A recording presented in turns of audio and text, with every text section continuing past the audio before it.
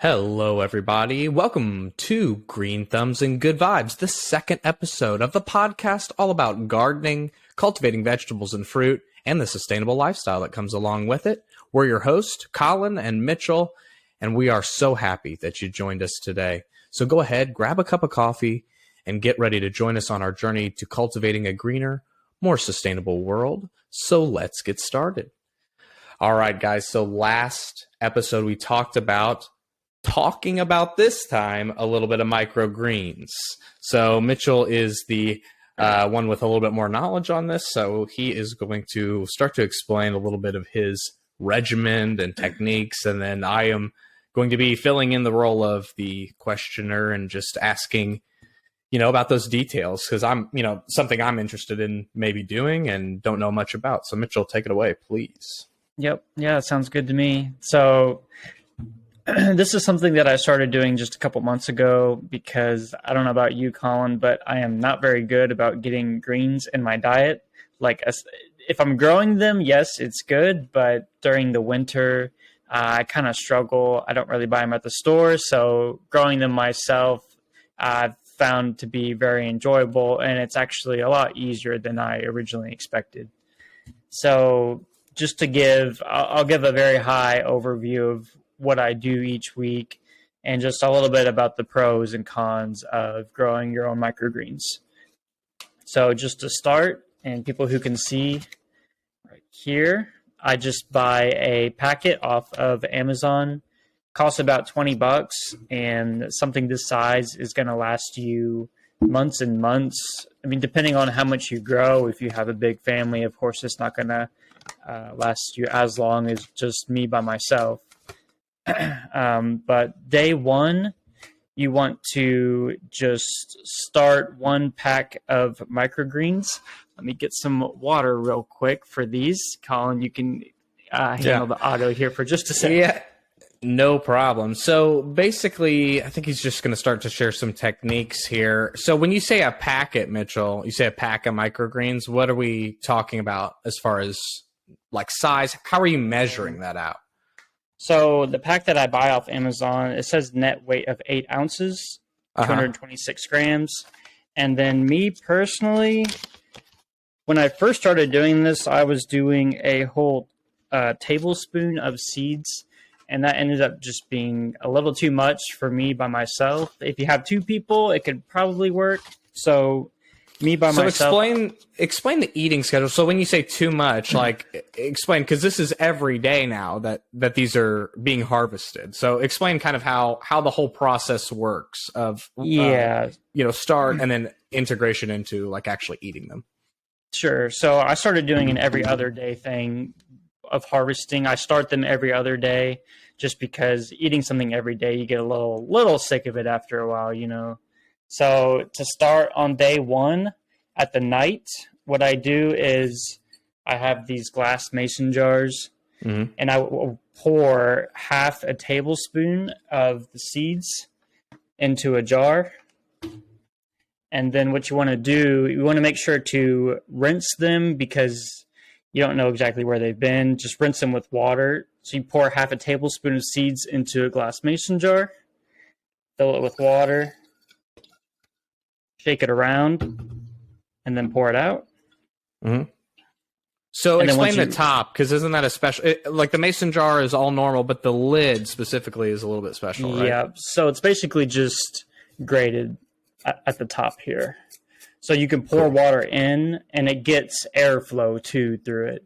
But the seeds, when you pour the water out, the seeds will stay in there. Right. Yeah. Cool. So your first night, after you rinse them, you get them wet again.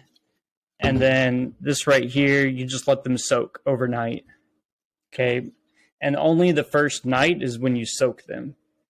So the next morning, and this is kind of what you do from here on out, you will pour out the water, get them wet again, just rinse them, pour the water, spin it a little bit, make sure all the seeds get wet, and then pour it out. And you want to rest the mason jar upside down so that the seeds are getting constant airflow through this little grate. So what are you resting them on? Are you putting them like upside down, like just on a table or a windowsill or something like that? Yeah, personally, I haven't really seen this online, but I'll try to show it on the camera here. I have a metal tray, and then I have a grate on top. Just like that. So, okay, so that's how you're getting the constant airflow. I see what you're saying. Yeah, that was what I was. Yeah, you want it sitting up a little bit. If it doesn't get airflow, then it's going to pretty quickly just get nasty and moldy. You don't want that. Okay, great. Well, that's a really cool technique there. So basically, just oh, let me mute you there. There we go. All right. Sorry about that, folks. A little technical difficulty. But anyway, cool technique. So just to get this straight, that first night you're going to soak them overnight, but then every other day you're pouring in enough water to cover them, swishing them around 2 or 3 times, and then pouring out the excess, leaving the seeds at the bottom. That's basically it. Yep, that's basically it. So I do that every morning, and then every night you also give them another rinse and just pour back out.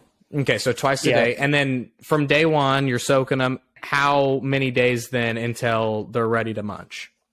So day 6 is what I found is best to munch. Awesome. Okay, pretty quick then. Yeah, day 5, they're just about there. And then day 6, it's like, okay, we can eat them now. Cool. And then so you're putting a tablespoon in there? Half a tablespoon. Half a tablespoon per jar, okay. Yeah, and I don't know if I mentioned, but these are broccoli sprouts. So there's like a few different kinds you can get, but this is the only one that I've tried, and I've had no issues with it at all. There's a lot of good nutrients that people have found with broccoli sprouts themselves. Sweet. So I like to start them every other day, and then every other day I have a jar ready. Okay, so tell me, man, like, what are you eating them on? Do you put them on a sandwich? Are you, like, how often?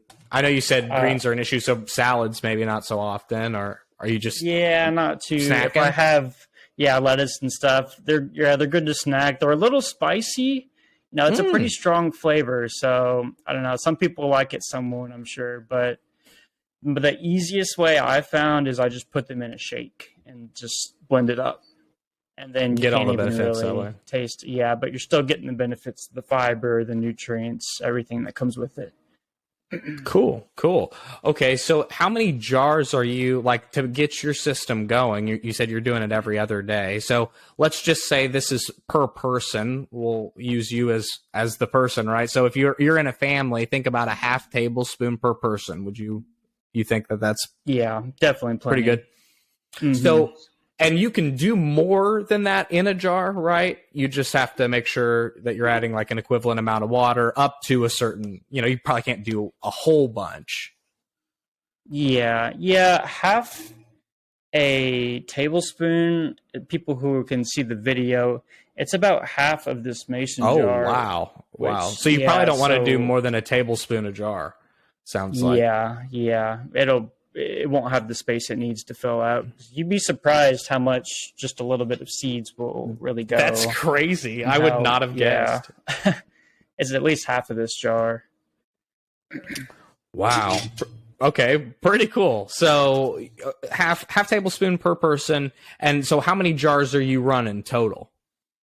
So since I do it every 2 days and I eat them, on a 6th day, then I have a total of 3 jars going at once. Okay. So on that 6th day, I'll eat a jar and then I'll start a new jar, basically, because that's, every other day I'm starting a new one. So day 6 is one of the days I start a new one. And you're eating that full jar a day, or that lasts you 2 days? You said. Yeah, 2 days. 2 days. Cool. Okay. Wow, pretty sweet. So that's pretty easy, man. I really didn't know it was so simple. 3 jars. That's pretty. It's a pretty low, entry cost there. Yeah, I bought a pack of 6 on Amazon. That's what I think usually they come in a pack of 6 just for mason jars. So if 1 or 2 are dirty, it is nice to still have one sitting out that is clean. So if you have only 3, you're going to have to clean one that night before you can start another as well. So the mesh on top, you make that yourself, or did you buy those? I bought that as well off Amazon. Yeah. You think you could easily make it though, like to save some money if people want to try that? I think so. Yeah. I Just don't know what yeah, this stuff would be called exactly, but just mesh yeah, that's smaller than those seeds, like a micro mesh style. Mm-hmm. Yeah, and Yeah. just cut it into the exact size of your mason jar. Just measure out the circle. I don't Cool think it'd for be our bad at all. DIY folks there. Yeah. If you want to give it a try. Yeah, I just love me my Amazon. Yeah, of too course. handy. Yeah, so easy. Cool, man. Well, all right. So that's our kind of microgreen. Any other major facts or comments, anything on microgreens before we move on to the next topic? Yeah, I do want to say too, you want to keep it stored in a kind of like a dark environment. Kind of like when you're starting certain seeds and stuff, you don't want it to be in direct sunlight, or else that can cause them to burn, get too hot, or even get a little bit moldy. So I just keep them in a cool spot, a cool dark place in my kitchen next to the faucet, so it's easy to just pour water here and there. Cool. But, so direct sun. Yeah, people might think like, oh, I want to put this by the window. Like, no, don't worry about that. Ambient light, that's plenty. These aren't concerned. Plenty. You're eating them so quickly. The light absorption, they just haven't started that yet. Mm-hmm. Yeah. Yeah, and just a couple of the benefits, like the nutrients that it has, of course, seeds, they have all the nutrients they need to grow into a full-fledged plant. So when you eat them small, all those nutrients are very dense in the seedling themselves. Microgreens, if you've ever seen them at the store, can be very expensive. Mm-hmm. And like I said, this pack's only $20, and that's going to last me months and months. But that would only probably be about a week's worth if I bought them at the store for the same price. Mm. And as well, it doesn't require much space at all. Like if you, for example, right now I'm at an apartment complex on the second story, so I can't really grow anything unless it's in a pot.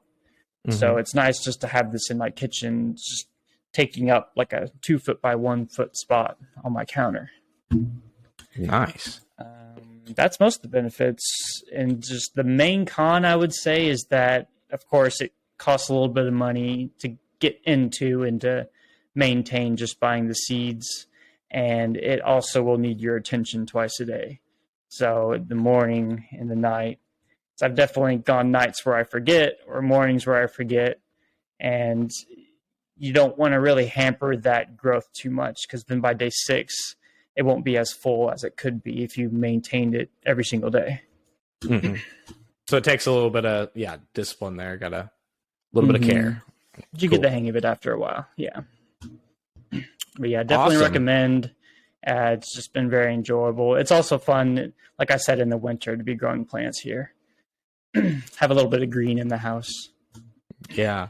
That's a great point, is that it's not time of year dependent. This is this is quick turnaround, weather doesn't play a factor. You're doing it indoors. Sunlight doesn't play a factor, so this is as easy as it gets. Microgreens are a great beginner option for people. You're going to get quick turnaround, a very, very high probability of success, almost guaranteed success, I would say. Yeah. If you have, a sufficient setup, and yeah, great benefits as well. So I would definitely encourage anyone to try this. Thank you, Mitchell, for sharing your knowledge. That was great. Yep, no problem. If anyone has questions, feel free to reach out. Send us an email. Absolutely. So moving on here, guys, the next sort of topic of conversation for the second half of today's episode is going to be Mitchell and I. We've both now planned out our gardens.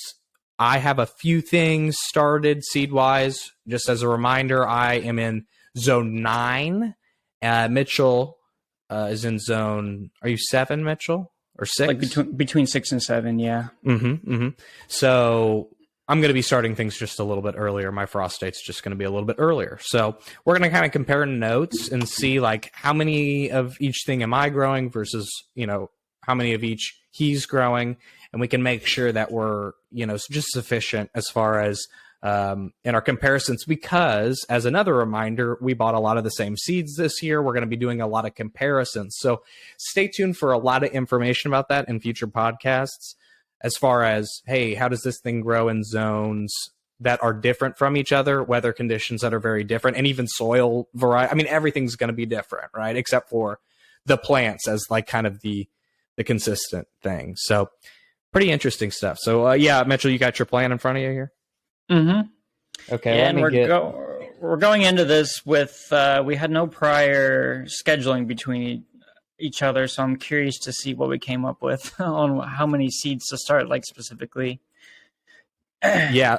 So here's my issue. I got to tell you. So I have like almost no extra space. So I have one 4x2 bed that is not planned. So if I like need to grow more stuff, I don't know.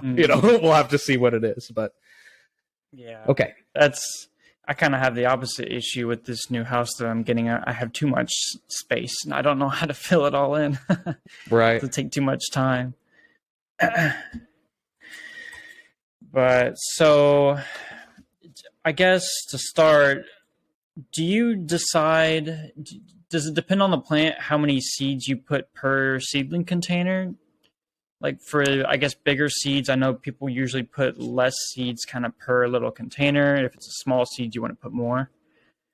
Yeah, so I'd say in some cases that's true. Once again, would recommend Botanical Interest to anybody who's ordering seeds. That's where we ordered from.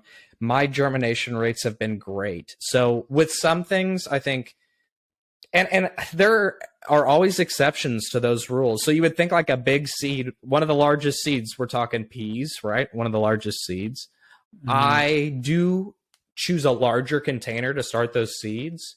However, I put a couple seeds per square, per unit, whatever, because I like how they grow kind of in companion with each other. I grow them up, tomato cages if it's a smaller variety, or, some sort of trellising system. So having a couple that can kind of weave together and work together, that works for me as far as that goes. But I would say most of the time, if we're talking sunflowers or anything like that, I like to select a larger square, to start in. So I have a lot of starts that are, very small, like a 70 unit tray. And then I have a bunch of these 16 unit, and they're like maybe an inch and a half by an inch and a half or something like that. So they're nice and big. And so I start all my big stuff in there, like squash and, like I said, sunflower, cucumber, stuff like that. It's all going in there.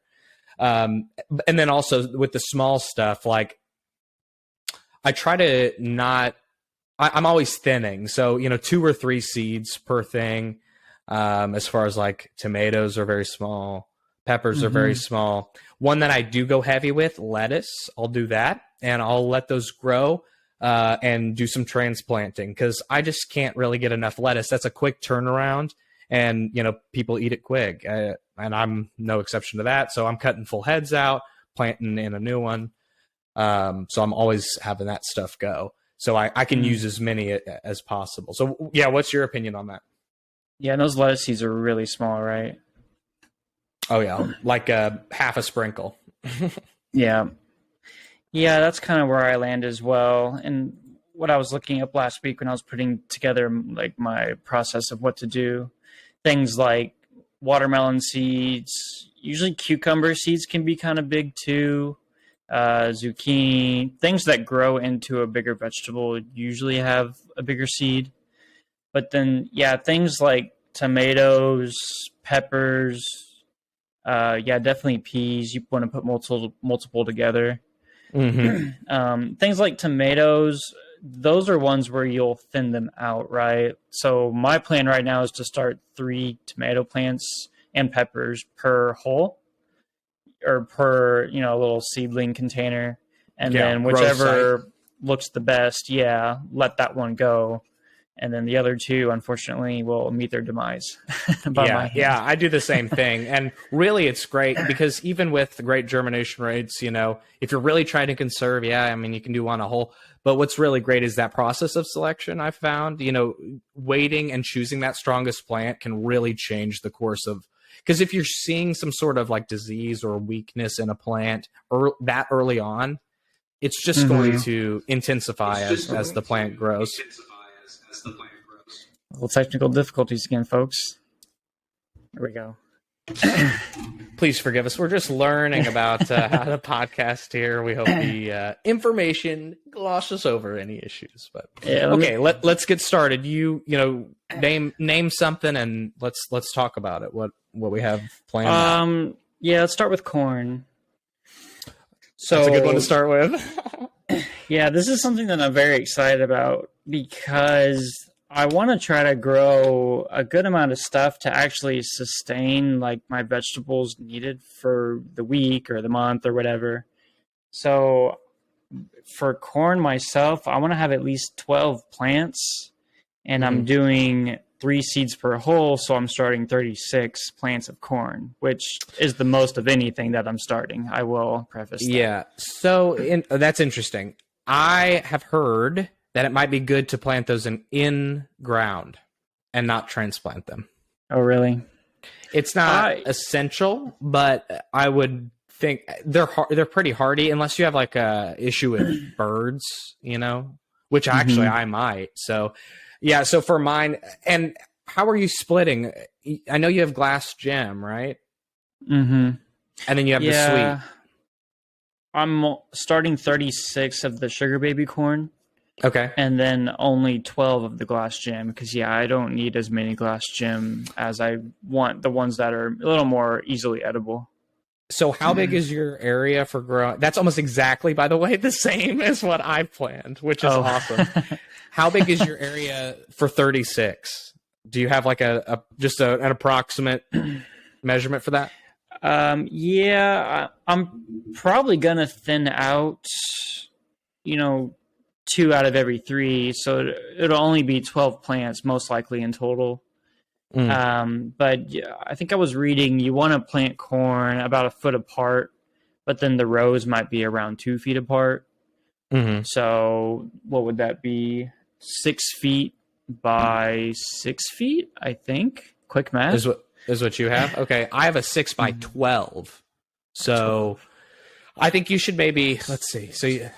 So you're saying 12 plants total, so maybe then I should go for 24. I think you're right, 6 by 12. Is that what you have? I think that's right, yeah, for 12. Great. 12 plants. Perfect. Man, that's awesome. Good one to start with. Okay, so I think you might need more than 12 plants for that then. Yeah. Right? Yeah, basically, I'm going to start the 36 and see if they're doing really well. I might try to separate some of the. What it sounds like to me is that you need 36 plants because you have 12 feet, right? 1 a foot, and then 6 feet at 2 foot spacing. That's 3 rows. Oh, yeah. And I was reading you want to plant corn in basically squares because they help pollinate each other. That's right. Yeah, and you have to have a minimum number of plants. So that's something that actually with the glass gem, I have a little bit. So I have like a 3 foot by 3 foot space for the glass gem. Okay, and so 9 plants then that you'll. Like 9. I might try to sneak 12 in because with the baby sweet corn, we're going to be doing the Three Sisters deal, right? Yeah.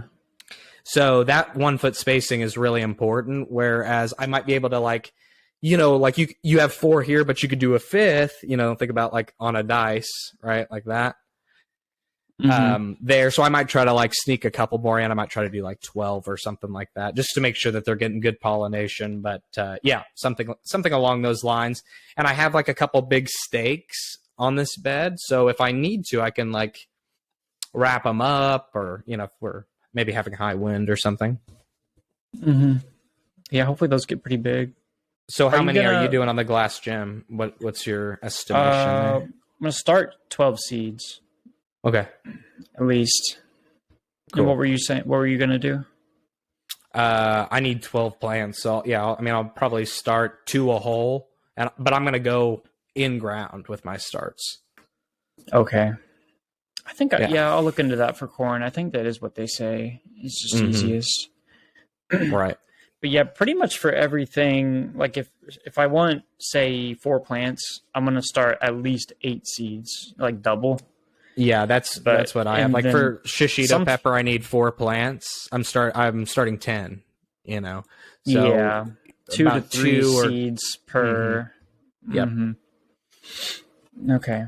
So yeah, what about peppers? How many plants about do you want per type that we have? Yeah, so shishito is the main type that we're both growing.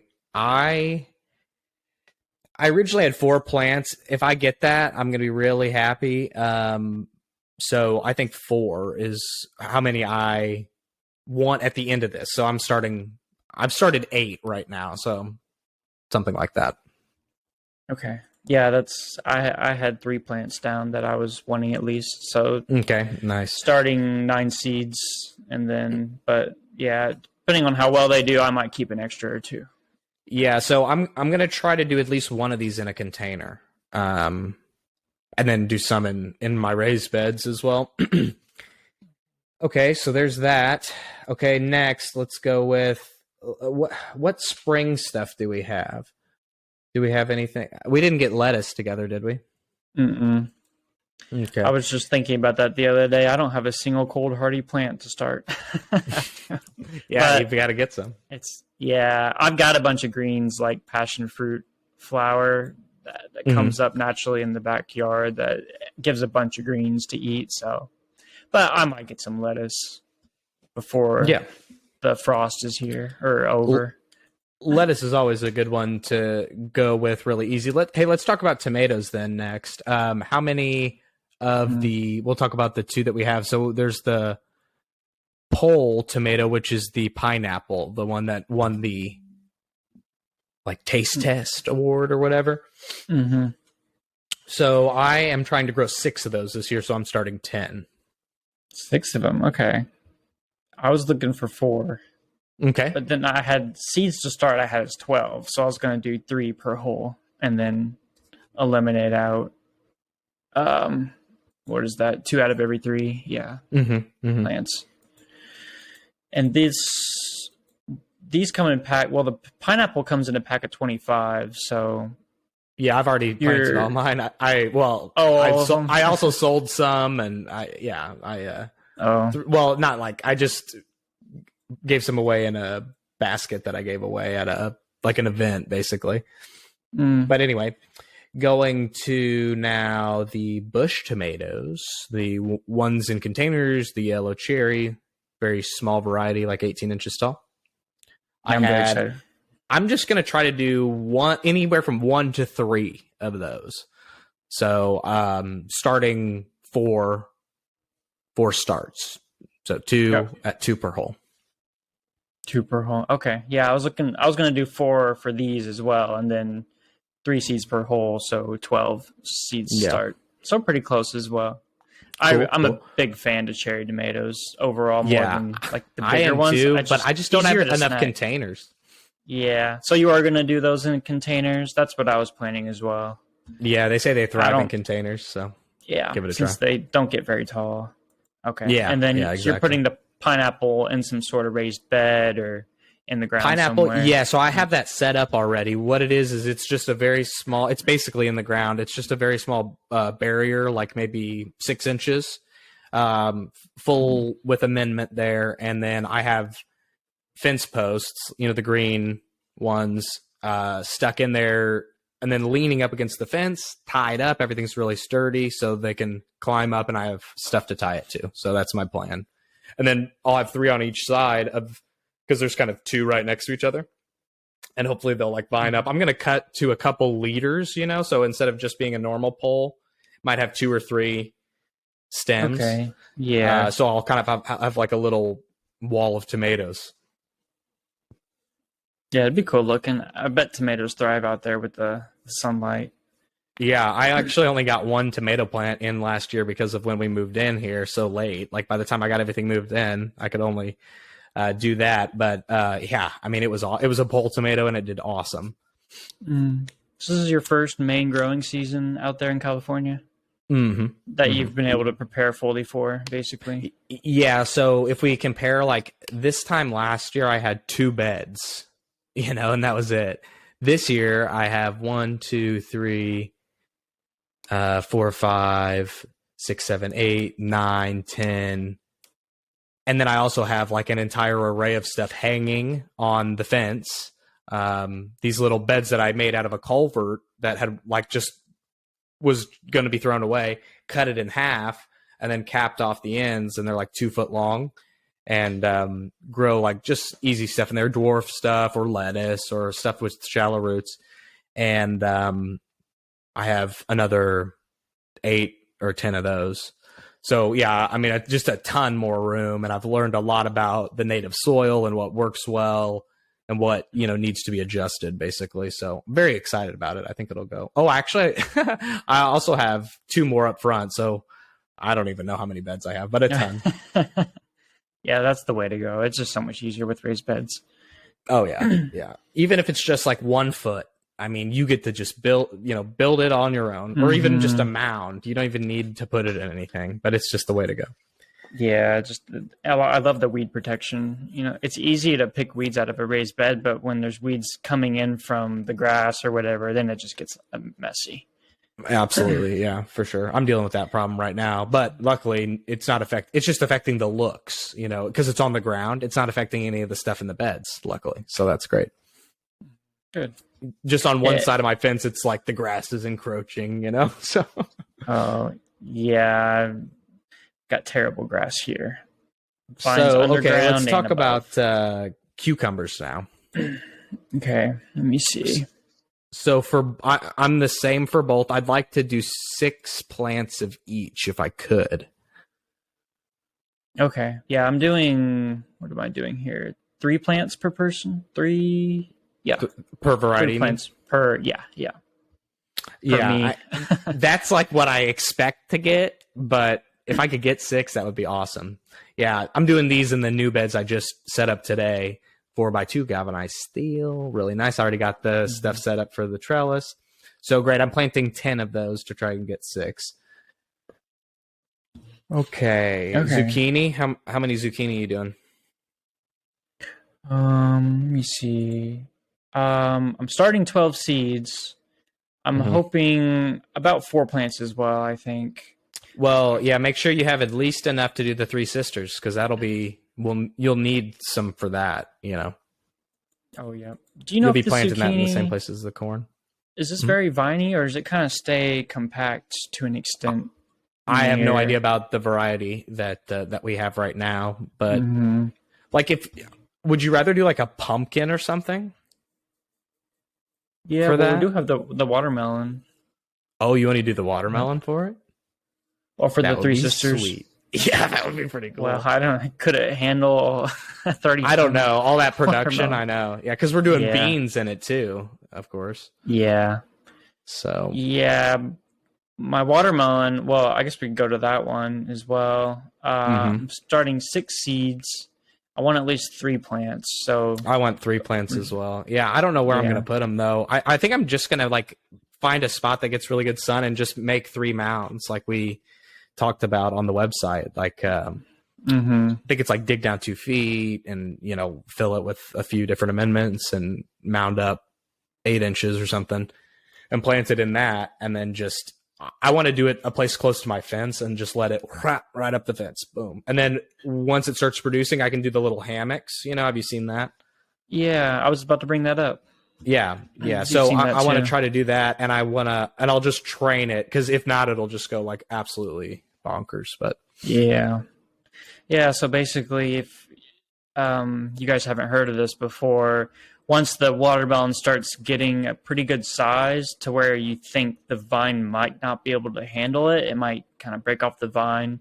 Even a little bit before, take an old t-shirt or a little towel or something and basically wrap the watermelon in it, and then try to tie it up to your fence or whatever you can, whatever kind of trellis structure you have the watermelon on.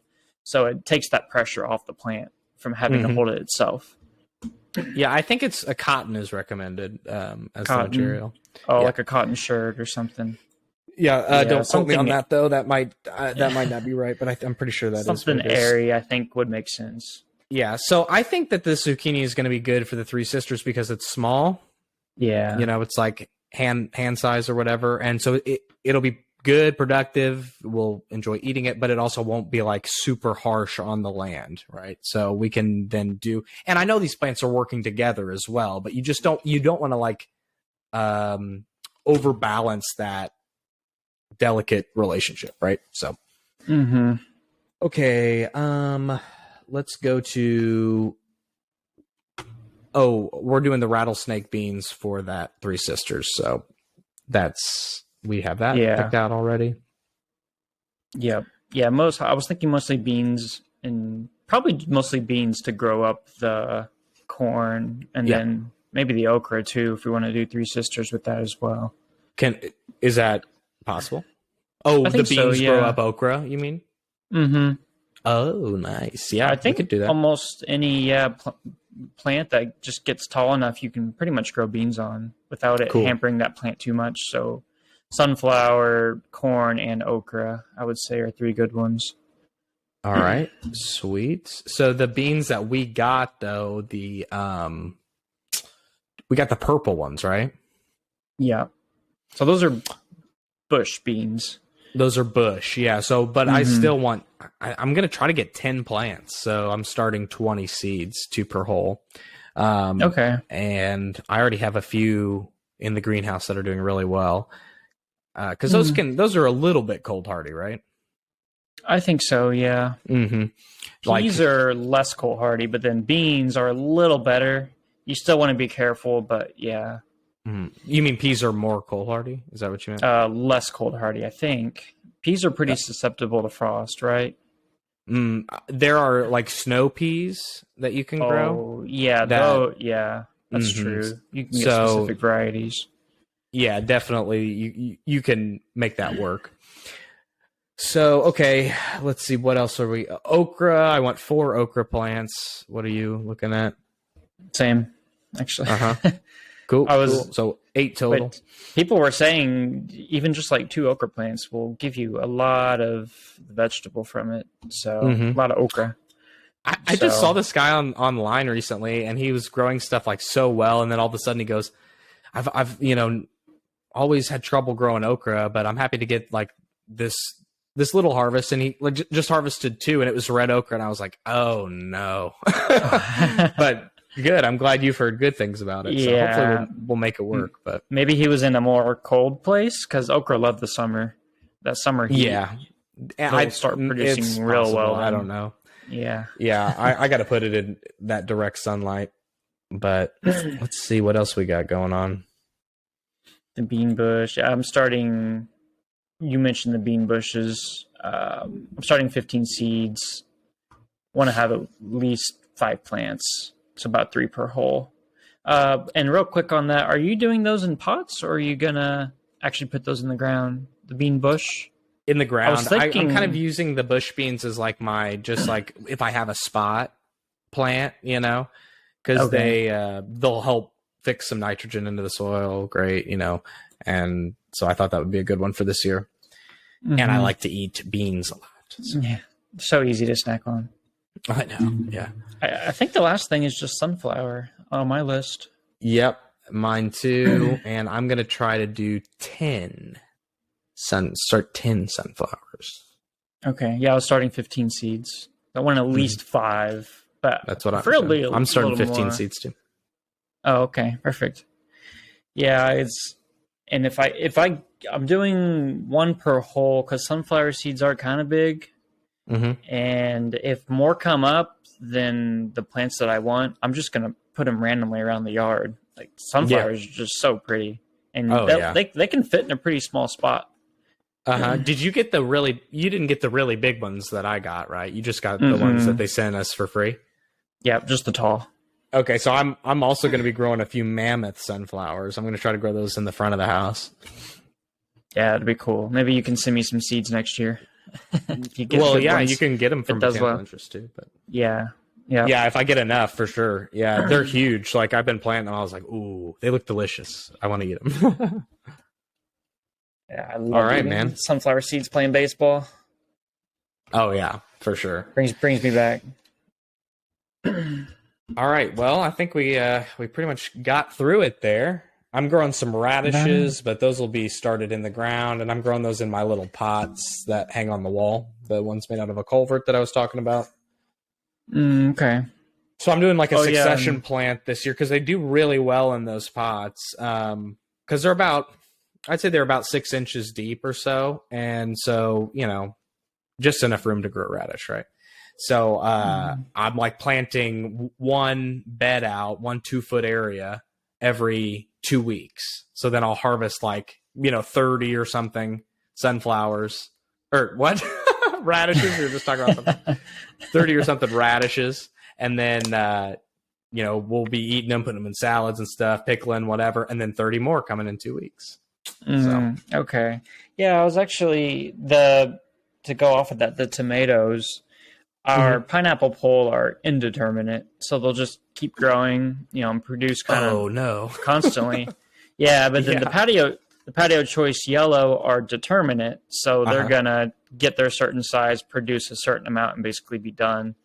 So I was wondering if I should plant the patio choice every maybe 2 weeks or every 4 weeks or so, just to have them producing throughout the season.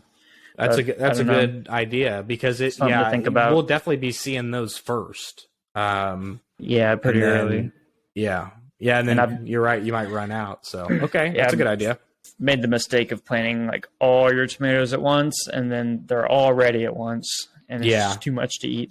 Yeah, you definitely want to do the indeterminates like ASAP, and then the rest, plan it out a little bit. So, all right, man, cool. Well, I'm feeling really excited about it. I'm ready for it to pretty start. Even. I'm glad we had a pretty good, without even thinking about it beforehand or scheduling or what we wanted to plant, how many we wanted. But we're pretty close. Yeah, surprisingly, it was really, really cool. So that'll work out great. I can't wait. Get really good comparison. You know what I mean? Like, we're growing very similar, exactly the same stuff, but very similar like size and amounts and stuff. So it's great. Yeah, and I think some point here in the future we'll have a podcast about how exactly to start your seedlings and what size containers you need and what kind of light you need, and basically from start to finish how to go through that. Maybe we can do that next time. Maybe that'll be our next episode. So start getting a few things together that you like to use. I'll get a few things together that I like to use, and we'll pop it off on another one there. So cool. Perfect. Well, thanks for listening, everybody. Yeah. All right, guys. Hope you enjoyed. Remember to tune in next time. We'll be releasing these often, a few a month, and hope you enjoy it. And we will see you next time. Take it easy.